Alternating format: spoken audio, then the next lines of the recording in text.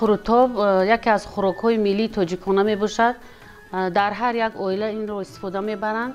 ما کوشش میکنیم که در عائله ها بسیارتر برای اون که در قروتاب ما قروت استفاده میبریم. در ترکیب قروت کلسیم زیاد هست، بسیار ارگانیسم آدم را فایده میرساند و این خوراک‌های ملی را ما هیچگاه فراموش نمیکنیم. بسیارتر در فصل زمستان استفاده میبرند این خوراک‌های ملی را، قروتاب را. قروتاب ملی تاجیکانه قدیمی ترین مثال ما همین چیزها را استفاده میبریم. در این کبوتی ها، پمیدار، دیگر چیزها را ما استفاده نمیبریم. فقط همین قروت و فطیر سرخ پیاز را استفاده میبریم، روغن زرد یا اینکه روغن زغیر. قروتاب‌های حاضره ده هستن، مثال گوشت میمونن یا اینکه کبوتی ها میمونن، پمیدار، بودرین. این خیلی قروتاب قدیمی نه ما مثال این لذت مزهش دیگر است. وقتی که ما کودک بودیم در همین خیلی طبقهای کلان همین خیلی همه چیزها رو تیار کرده. فطیر رو اول قروت رو کف زده بعد فطیر رو میده ریزه کرده، بعد در بالای اون پیاز مونده. وقتی که قروت آب میکردیم کف میزنیم، بعد میریختیم چکه رو، بعد در بالای اون پیاز مونده، بعد روغن زرد رو گرم کرده خیلی تفسون در بالای پیاز میریختیم. هستن آدمایی که مثال دولینی داشته باشه اگه چی خیلی صغیر استفاده میبرن، من روغن زرد رو استفاده میبرن. خوراک سرغذا بوده، همه مردم رو تا بگاه همین سر میگردن و به قوت میگردونن. در قروتاب هر خیلی فطیر استفاده، فطیرهای قد، فطیرهای کوره فطیر. من در اینجا فطیر کوره فطیر کرده ما. در اینجا اردی آسیاب گندمی میگیم ما، آسیاب نمیکنه همین را و سفید کمتر ارالش کرده، کمتر روغن انداخته، بعد میپزیم در دیگدان تیار میکنیم. فطیر ورقی را اکثریت آدم ها روغن دار استعمال نمیکنن. من این وقتی که ما روغن بسیار انداختیم کوره فطیر استفاده میبریم. آدمایی هستن که بسیار با کوره فطیر میخورن، استعمال میکنن. ما با این نورستان با همه خیلی نشون میدیم که دوام میدن. مادرم با ما همه خیلی طعم‌های ملی تاجیکی رو با ما آموخته بودن، ما یاد گرفته بودیم. در وقتی کردنشون ما میخوایم که به همین نسل نورست به همین ها همشون آموزونیم که تا که همه خوراک‌های ما از بین نرود، در آینده همین هم خیلی تکرار کنن خوراک‌های ملی تاجیکانه ما رو. در هر یک عائله هستن دختر بچه‌ها مثال پدر و مادرشون میخواهد که خوشبخت شود در اون عائله. وقتی که هنرهای مردمی رو در هم عائله آموختن هیچ وقت خار نمیشه. مثال در آینده در خانه سرخشتمان هم در همه جا مثال هنر هیچ وقت آدم رو پس نمیکنه، خوشبخت میشود. من مثال در خانه خشتمان میرود در یک جا منتو میپزد، من خشتمانش میگوید که در آش بریده کنی کلنم یک این وقتی که در عائله آموخت مثال دختر در اون مشکل نمیشود. باز ما شروع میکنیم قروتاب رو از فطیر. وقتی که فطیر رو ما گرفته، من دختر جان یک تا فطیر گرم رو دی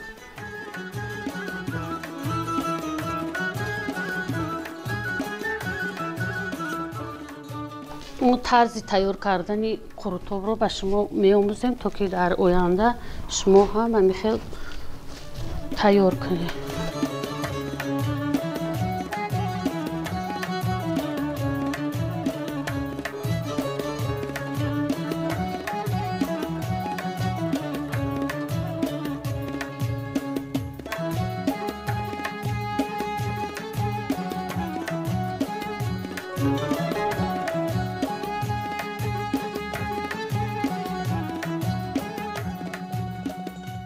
ما فطیر رو خیلی میده کرده میمونیم برای اینکه روغن رو به خودش جبیده گیرد و با لذت‌تر شود. کدبانوی چی باشد، ماهیر باشد، میتواند که من از یک فطیر عادی هم مثل کوره فطیر یک طعمی با لذت تیار کنم.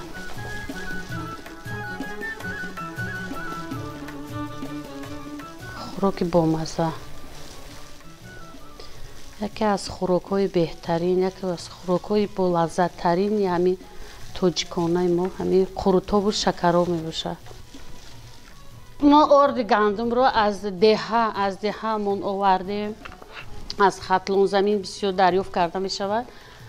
این رو آورده و در دیگدون تیار کرده. майда реза мекунем.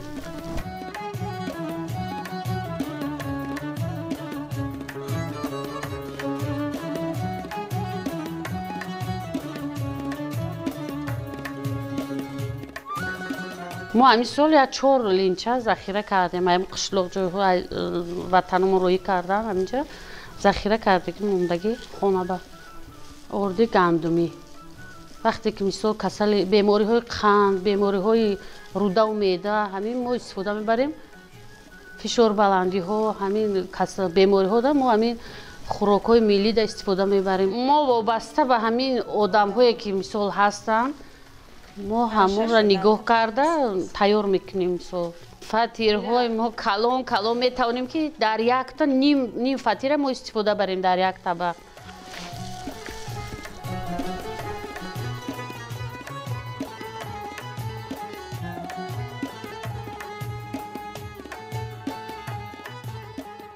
بسیاری آدم ها از همین گوشت بریون، از تندور کباب، از همین دیگر چیزها قروتا بهتر میدونن. قروتا بسیار استعمال میکنن در وقت سرما. کدبانیه که مثال در اویله همین هنرها رو داشته باشد هیچ وقت در زندگی خور نمیشود. مثلا زنهای هستند که بر یک پیاز یک دونه کارتوشکا میتونن خوراکای طعمهای ملی پزن، خوراکای ملی تیار کنن. مثلا در یک طبق نه از یک فطیر ما چقدر خوراک با مزه با لذت همین قروتا شکراب تیار کرده و فرزندهایمون می‌آموزیم از هیچی باید یک چی تیار کنند. مثلا یک شیر برنج یا اینکه اوماچ میگیم ما برنج‌ها و همه خیلی چیزها هم میشود.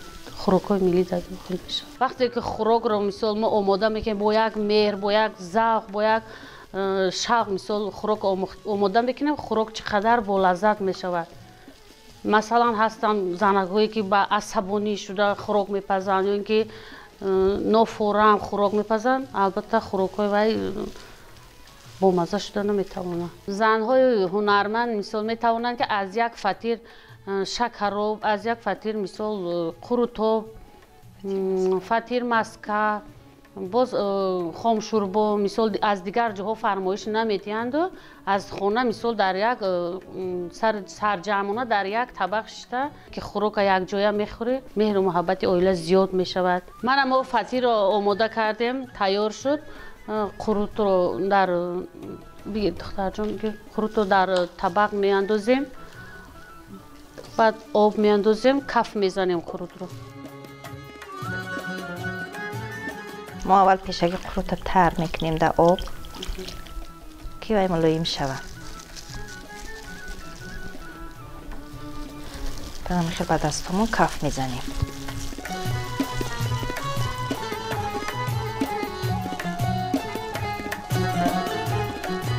ملایم شود کف زدنش آسان میشود.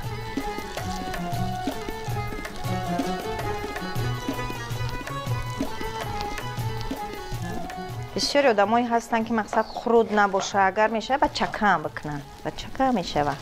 یک خرد با مزه خچه داره، مزهش بی‌حد مزه میشه.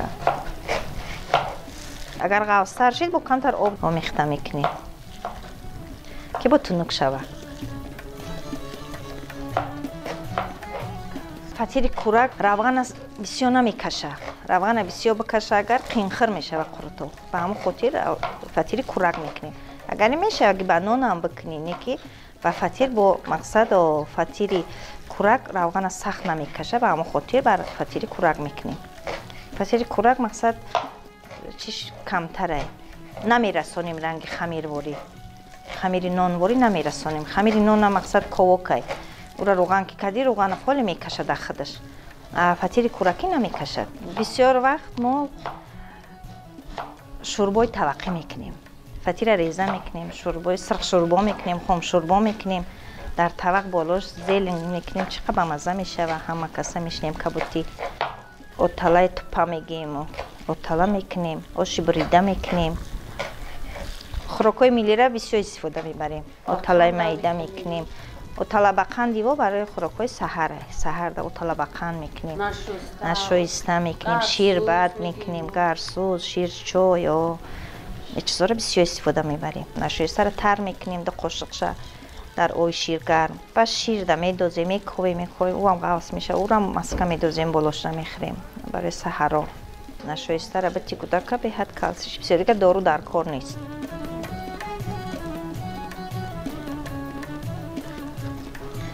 این قروتیمون تیار شد.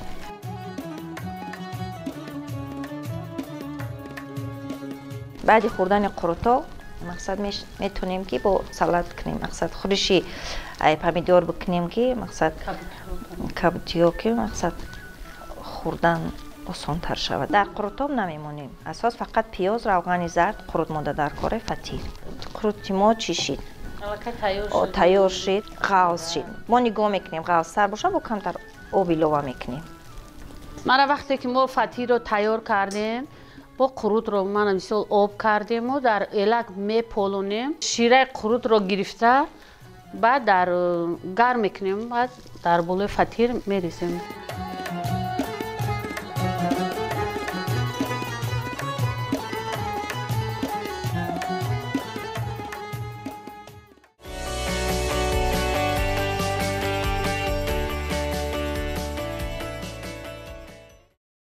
قروت من مثل شیره گرم کردیم. گرمی بسیار نه. من چقدر نغز قروت آماده شد. بعد فطیر رو در زمین میاندازیم.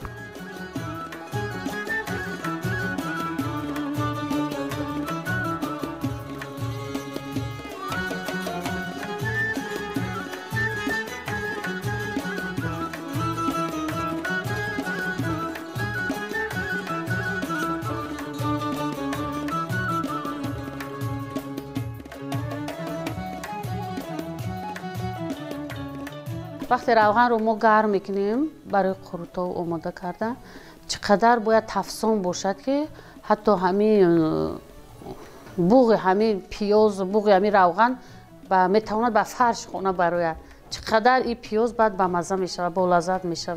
وقتی همین قروتا ما مثلا در خانه تیار میکنیم دایم پیش نظرم مادر مهربان میومد که در همین هر سحرگاه مثلا وقتی که در دهه ما مثل کلان شدیم مردهای دهه از مثل پوده میبروردن مثل در بیرون ها هم مرا فریاد کردن میامدن مثل یک 6-7 طبق همی خیلی مونده تیار کردن.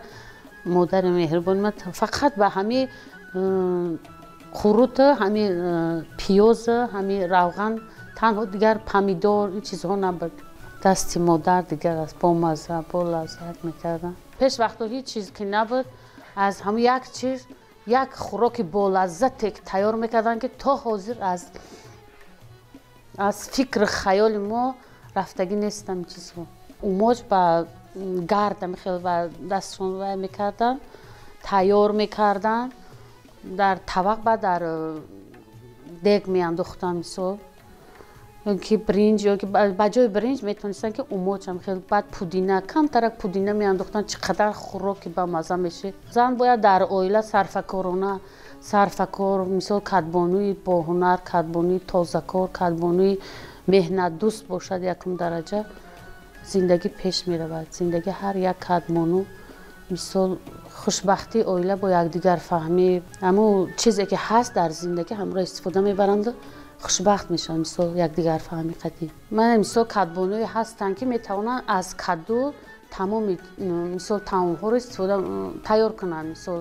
مثلا میتونن شیر کدو منتو خانومه با بسیار از کدو فطیرهای من خیلی فطیر قره فطیر میپزیم. وقتی که با ارد خمیر ارالش میکنیم آمیخته میکنیم کدو رو و فطیر با مزه میآید. مثلا میتونیم که در شکر و قروت هم فطیر رو استفاده بریم. کدو رو از تور تروشک مایده کرده بعد با ارد و نمک و خیلی که خمیر میگه در خمیر آمیخته میکنیم کدو رو با کم تر روغن انداخته بعد میپزیم و فطیرهای با مزه میآید. من اما روغن رو به درجه تفسون میکنیم که همین جزه است یعنی پیاز با فرش خونه حتی رسه.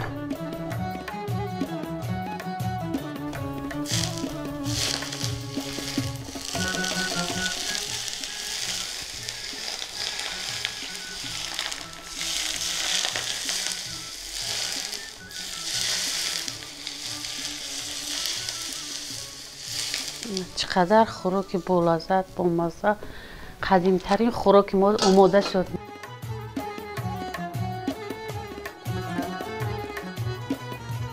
مهمان ها همه سرجم، مثال اهل اویله سرجم با مهر و محبت تا که اویله پاش نخوره ما در یک طبق سرجم شده همین خوراک را استعمال میکنیم.